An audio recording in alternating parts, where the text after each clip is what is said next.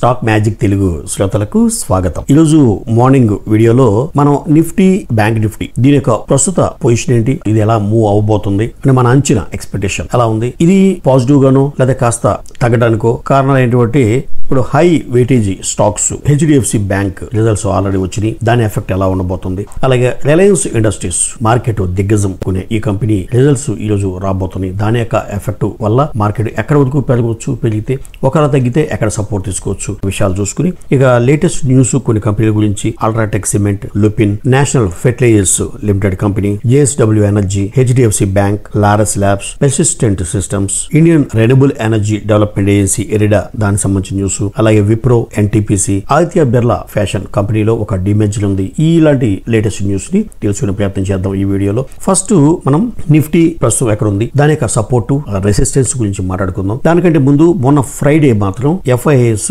129 కోట్లు బై చేశారు, డొమెస్టిక్ ఇన్వెస్టర్లు 53 కోట్లు సెల్ చేశారు. ఓవరాల్ గా నెట్ బైలోనే ఉంది ఆ రోజు మార్కెట్. సో ఈ రోజు ప్రస్తుతం అంటే మొన్న ఫ్రైడే క్లోజింగ్ నాటికి 22,147 నిఫ్టీ ఉంటే మనకి కాస్త మార్కెట్ తగినా కూడా ఇమీడియట్ గా ఒక సపోర్ట్ 22,000 దగ్గర ఒక మంచి సపోర్ట్ ఉందని చెప్పాలి. ఎందుకంటే చార్ట్ పరంగా మనకి సపోర్ట్ పాయింట్స్ అక్కడే ఉన్నాయి. అక్కడ పుట్ ఆప్షన్ యొక్క ఓపెన్ ఇంట్రెస్ట్ బాగా పెరిగింది, పుట్ రైటింగ్ జరిగింది. అక్కడ చూడొచ్చు మనం పుట్ 22,000 దగ్గర పుట్ ఆప్షన్స్ ఎలా రియాక్ట్ అయినాయి, ఎంత ఓపెన్ ఇంట్రెస్ట్ రైజ్ అయింది అనేది మనం ఇక్కడ అబ్జర్వ్ చేయొచ్చు. సో ఇక్కడ ఒక స్ట్రాంగ్ సపోర్ట్ ఉంది 22,000 దగ్గర నిఫ్టీకి. ఆ తర్వాత హెచ్డిఎఫ్సి బ్యాంకు రిజల్ట్స్ ఎఫెక్ట్ వల్ల బ్యాంక్ నిఫ్టీ పెరిగి దాని ఎఫెక్ట్ వల్ల నిఫ్టీ ఒకవేళ పెరిగితే ఎక్కడ వరకు పెరగవచ్చు అంటే 22,400 వరకు సాఫీగా పెరిగే ప్రయత్నం చేయొచ్చు. అక్కడ ఒక రెసిస్టెన్స్ ఉందని చెప్పుకోవాలి. ఎందుకంటే 22,400 దగ్గర ఒక రెసిస్టెన్స్ ఉందని చెప్పుకోవాలి. ఎందుకంటే 22,500 దగ్గర ఇక్కడ అబ్జర్వ్ చేయండి, మనకి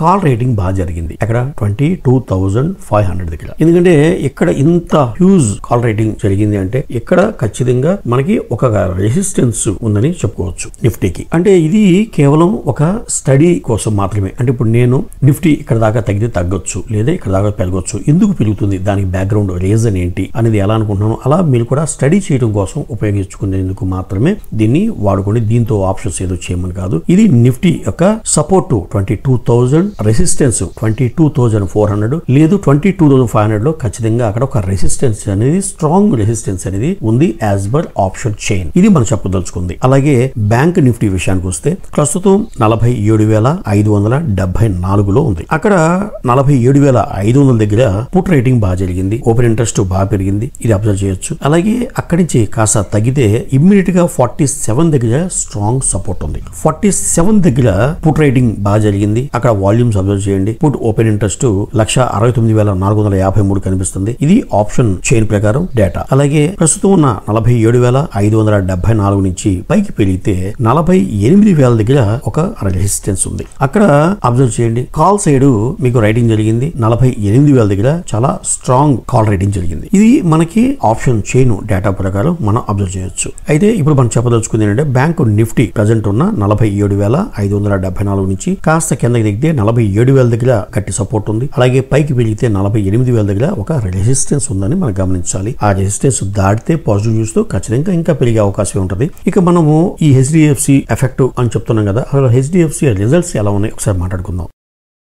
ఖచ్చితంగా హెచ్డిఎఫ్సి బ్యాంకు రిజల్ట్స్ మంచి రిజల్ట్స్ పోస్ట్ చేసిందని చెప్పాలి. ఎందుకంటే క్వార్టర్ ఆన్ క్వార్టర్ చూసుకున్నప్పటికీ, ఇయర్ ఆన్ ఇయర్ చూసుకున్నప్పటికీ ఆ రెవెన్యూలో, ప్రాఫిట్ లో మంచి గ్రోత్ కనబరిచింది హెచ్డిఎఫ్సి బ్యాంక్. ఎందుకంటే రెవెన్యూ అనేది ఇయర్ ఆన్ ఇయర్ 47.3% పెరిగితే క్వార్టర్ ఆన్ క్వార్టర్ 19.3% పెరిగింది. ఇది ఒక పాజిటివ్ సైన్. అలాగే ప్రాఫిట్ ఆఫ్టర్ ట్యాక్స్ కూడా క్వార్టర్ ఆన్ క్వార్టర్ 0.9% పెరిగినప్పటికీ ఇయర్ ఆన్ ఇయర్ 37.1% పెరిగింది హెచ్డిఎఫ్సి బ్యాంక్. ఇక కంపెనీ యొక్క డిపాజిట్స్ 7.5% ఫోర్త్ క్వార్టర్ లో పెరిగిందని అప్డేట్ చేసింది. ఇక నెట్ ఇంట్రెస్ట్ మార్జిన్ కూడా కంపెనీకి పాజిటివ్ గా ఉంది. ఇక నాన్ పెర్ఫార్మింగ్ అసెట్స్ విషయానికి వస్తే, నాన్ పెర్ఫార్మింగ్ అసెట్స్ అంటే మొండి బకాయిలు వస్తాయో లేదో డౌట్ఫుల్ గా ఉండే లోన్లు, అటువంటి లిస్టు ఒక బ్యాంక్ కి ఎంత తక్కువ ఉంటే అంత మంచిది. దాన్ని కంట్రోల్లో ఉంచింది. 1.24% గా కంట్రోల్లో ఉంచగలిగింది హెచ్డిఎఫ్సి బ్యాంకు. అంతేకాకుండా మరో పాజిటివ్ న్యూస్ ఏంటంటే హెచ్డిఎఫ్సి బ్యాంకు 60,000 కోట్ల ఫండ్స్ ని రేజ్ చేయాలని, డెట్ ఇన్స్ట్రుమెంట్స్ ద్వారా ఫండ్ రేజ్ చేయాలనే ప్లాన్ లో ఉంది హెచ్డిఎఫ్సి బ్యాంకు. మరో న్యూస్ ఏంటంటే రిజల్ట్స్ అనౌన్స్ చేసిన సందర్భంగా ప్రతి ఈక్విటీ షేర్ కి ₹19.50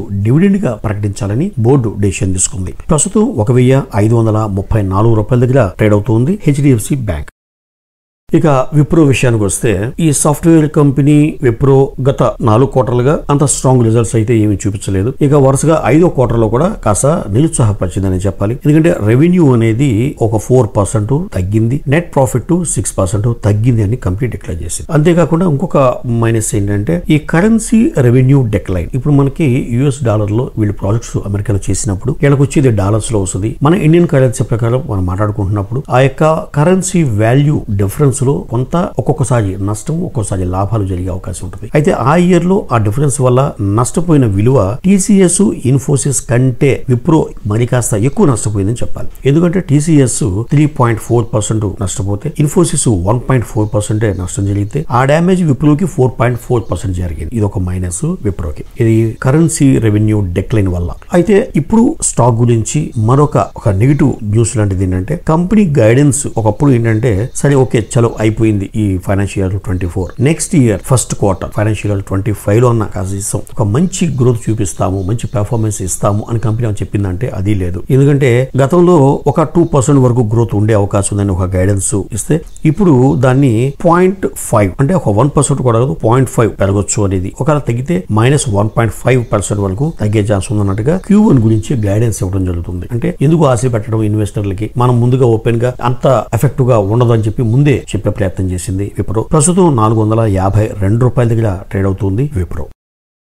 ఇక Aditya Birla fashion and retail limited. ఈ కంపెనీ గతంలోనే చాలా సార్లు అనౌన్స్ చేసింది డీమెర్జర్ చేయబోతున్నాము, దీంట్లో ఉన్న మధుర ఫ్యాషన్ అండ్ లైఫ్ స్టైల్ ని ఒక సపరేట్ గా ఒక ఎంటిటీగా చేసి దాన్ని మార్కెట్ లో లిస్ట్ చేయబోతున్నాం అని చెప్పి గతంలో కూడా చెప్పింది. ఇప్పుడు ఆ కార్యక్రమాన్ని పూర్తి చేసింది. అయితే Aditya Birla fashion and retail limited ఈ కంపెనీలో మధుర ఫ్యాషన్స్ అండ్ లైఫ్ స్టైల్ అనే కంపెనీ సపరేట్ కంపెనీగా ఏర్పడబోతుంది. అది మార్కెట్ లో లిస్ట్ కాదు. అయితే ప్రస్తుతం ఉన్న ఇన్వెస్టర్ల పరిస్థితి ఏంటి అంటే ప్రస్తుతం ఎవరికైతే ఆదిత్య బిర్లా ఫ్యాషన్ లో ఒక ఈక్విటీ షేర్ ఉంటుందో మళ్ళీ కొత్త కంపెనీలు కూడా ఒక ఈక్విటీ షేర్ ని పొందబోతున్నారు. అది కంపెనీ ఇచ్చిన అప్డేట్. ప్రస్తుతం $230 దగ్గర ట్రేడ్ అవుతుంది Aditya Birla fashion and retail limited.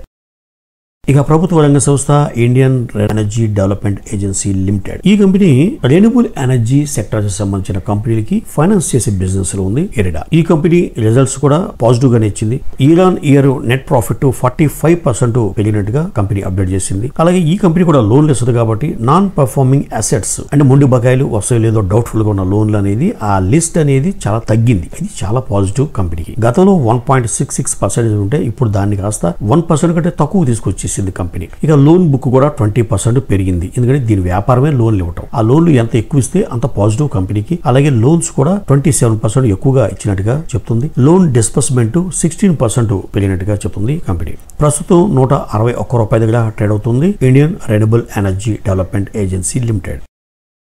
ఇక JSW ఎనర్జీ విషయానికి వస్తే ఒక పాజిటివ్ న్యూస్ ఏంటంటే కంపెనీకి సంబంధించిన అనుబంధ సంస్థ JSW నియో ఎనర్జీ ఈ కంపెనీ NTPC నుంచి 700 మెగావాట్స్ సోలార్ ప్రాజెక్ట్ కి సంబంధించిన ఆర్డర్ ని పొందింది. అది దేనికోసం అంటే ISTS సోలార్ ప్రాజెక్ట్ అంటే ఇంటర్ స్టేట్ ట్రాన్స్మిషన్ సిస్టమ్ సంబంధించి 700 మెగావాట్స్ సోలార్ ప్రాజెక్టు నిమిత్తం ఈ ఆర్డర్ ని సంపాదించింది JSW ఎనర్జీ. ప్రస్తుతం $630 దగ్గర ట్రేడ్ అవుతుంది JSW ఎనర్జీ. ఇక ప్రభుత్వ రంగ సంస్థ ఫెర్టైల్స్ కంపెనీ నేషనల్ ఫెర్టిలైజర్స్ లిమిటెడ్. ఈ కంపెనీకి నవరత్న హోదా రావడం జరిగింది. అసలు ఈ కంపెనీ బిజినెస్ ఏంటంటే నీమ్ కోటెడ్ యూరియా అంటే వ్యవసాయానికి ఉపయోగపడే యూరియా బట్ నీమ్ యూజ్ చేసి కోటెడ్ గా సంబంధించిన యూరియాని అలాగే బయో ఫెర్టిలైజర్స్ తయారు చేసే బిజినెస్ లో ఉంది. అంతేకాకుండా ఈ యొక్క ఎరువుల్ని ఈ కంపోస్ట్ ఎరువులు విత్తనాలు అగ్రికల్చర్ రిలేటెడ్ ప్రొడక్ట్స్ ని ఇంపోర్ట్ చేసుకుని మన భారతదేశంలో వ్యాపారం చేసే పాత్ర పోషిస్తుంది నేషనల్ ఫెర్టిలైజర్స్ లిమిటెడ్. ఈ కంపెనీకి డిపార్ట్మెంట్ ఆఫ్ పబ్లిక్ ఎంటర్ప్రైజెస్ చేత నవరత్న హోదాని మంజూరు చేయడం జరిగింది. ఇది ఈ కంపెనీకి సంబంధించి లేటెస్ట్ న్యూస్. ప్రస్తుతం $97 దగ్గర ట్రేడ్ అవుతుంది NFL అంటే నేషనల్ ఫెర్టిలైజర్స్ లిమిటెడ్. ఇక లుపిన్ ఫార్మా కంపెనీ జెనరిక్ మైబెట్రిక్ చెందిన 25 mg అండ్ 50 mg డ్రగ్ ని యుఎస్ లో రిలీజ్ చేస్తోంది. ఇదేంటంటే పేషెంట్స్ కి యూరిన్ సంబంధించిన ప్రాబ్లమ్స్ కి ఉపయోగపడే ఈ డ్రగ్ ని యుఎస్ లో ఒక మంచి మార్కెట్ ఉందని చెప్తుంది కంపెనీ. $1 బిలియన్ సేల్స్ ఉండొచ్చు అని కంపెనీ అంచనా వేస్తుంది. ఈ డ్రగ్ ని మార్కెట్ లో రిలీజ్ చేయబోతుంది లుపిన్. ఇది కంపెనీ సంబంధించిన ఒక పాజిటివ్ న్యూస్. ప్రస్తుతం $1,547 దగ్గర ట్రేడ్ అవుతుంది లుపిన్.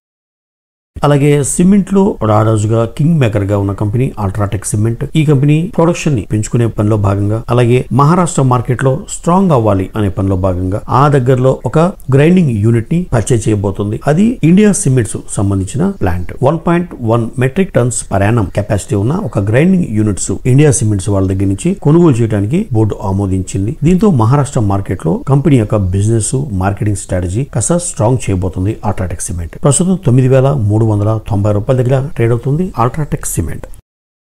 Persistent systems limited. ఈ కంపెనీ ఏం చేస్తుంది? కంపెనీలు మోడర్నైజ్ చేసుకోవాలంటే దానికి సంబంధించిన సాఫ్ట్వేర్ అండ్ స్ట్రాటజిక్ ప్లాన్స్ ని ఇచ్చే బిజినెస్ లో ఉంది పెర్సిస్టెంట్ సిస్టమ్స్. ఇది Q4 లో వాళ్ళ రిజల్ట్స్ చాలా పాజిటివ్ గా డిక్లేర్ చేసింది. రెవెన్యూ ఇయర్ ఆన్ ఇయర్ చూసుకుంటే 14.5% పెరిగింది. క్వార్టర్ ఆన్ క్వార్టర్ చూసుకుంటే 3.4% పెరిగింది. అలాగే profit after tax 18.7% year on year పెరిగినట్టుగా కంపెనీ అప్డేట్ చేస్తుంది. ఇక మరొక పాజిటివ్ న్యూస్ ఏంటంటే ప్రతి షేర్ కి 10 రూపాయలు డివిడెండ్ గా ఇవ్వాలని అంగీకరించింది కంపెనీ బోర్డు. ప్రస్తుతం 3,910 రూపాయల దగ్గర ట్రేడ్ అవుతుంది పెర్సిస్టెంట్ సిస్టమ్స్ లిమిటెడ్. ఇక లారస్ ల్యాబ్స్ విషయానికి వస్తే ఆంధ్రప్రదేశ్ లో కంపెనీ సంబంధించిన ఏపీఐ మ్యానుఫ్యాక్చరింగ్ ఫెసిలిటీని యుఎస్ FDA వాళ్ళు ఇన్స్పెక్షన్ చేయడం జరిగింది. ఎటువంటి అభ్యంతరాలు, ఫామ్ 43లు ఇలాంటి జంజాట ఏమీ లేకుండా క్లియర్ టైటిల్ గా చక్కగా ఇన్స్పెక్షన్ కంప్లీట్ చేసింది. ఇది లారస్ ల్యాబ్స్ కి ఒక పాజిటివ్. ప్రస్తుతం 426 రూపాయలు ట్రేడ్ అవుతుంది లారస్ ల్యాబ్స్. అలాగే ఎన్టీపీసీ విషయానికి వస్తే లేటెస్ట్ న్యూస్ ఏంటంటే ఎన్టీపీసీ గ్రీన్ ఎనర్జీ పెంచుకోవాలి అనే టార్గెట్ ని అచీవ్ చేసే పనిలో భాగంగా ఇండస్ టవర్స్ తో ఒక జాయింట్ వెంచర్ ని ఏర్పాటు చేసుకుంది. ఈ యొక్క బిజినెస్ ని 2032 నాటికి 60 గెగావాట్స్ ఆ టార్గెట్ ని అచీవ్ అవ్వాలి అనే ప్లాన్ లో పనిచేస్తుంది ఎన్టీపీసీ. ఈ విషయాన్ని కంపెనీ అప్డేట్ చేసింది. ఎందుకంటే వీళ్ళ యొక్క టార్గెట్ ఇండస్ టవర్ తో జాయింట్ వెంచర్ ఒప్పందం చేసుకున్నాము అన్న విషయాన్ని. ప్రస్తుతం 350 రూపాయల దగ్గర ట్రేడ్ అవుతుంది ఎన్టీపీసీ. ఇవన్నీ ప్రస్తుతం ఉన్న లేటెస్ట్ న్యూస్. మరో ఇంట్రెస్టింగ్ వీడియోతో మళ్ళీ కలుద్దాం. అంతవరకు సెలవు.